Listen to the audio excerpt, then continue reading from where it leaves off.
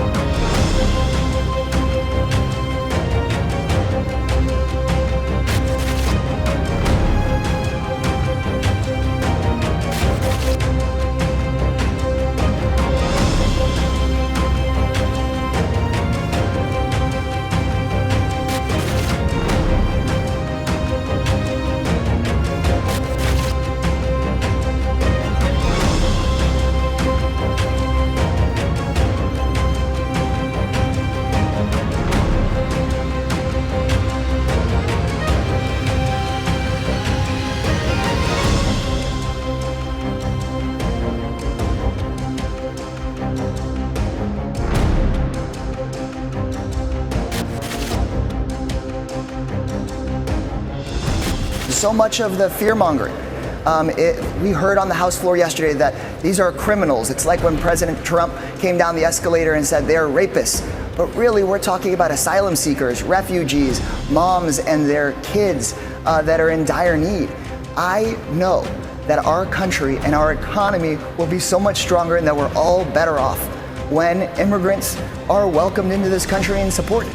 The federal government should provide the support necessary to the relatively small overall number of people that have been displaced and that are hungry, that are coming here to make our country and everybody's lives here better off. The Israeli mom calling for a ceasefire because she doesn't need her sons being sent into a needless invasion that will make no one any more safe.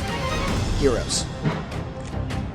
And so that brings me to feel that the very least any of us can do is to speak out, to have some measure of their faith and some measure of their courage in this moment of truth. The very least we can do. Governor Abbott continued to pull dangerous stunts that have gotten innocent people killed in the river and on the border. I want to be really clear. What he's doing is diverting millions and billions of dollars away from Texas schools, away from healthcare for pregnant moms here in Texas. He's moving those dollars towards a horrible political stunt on the border.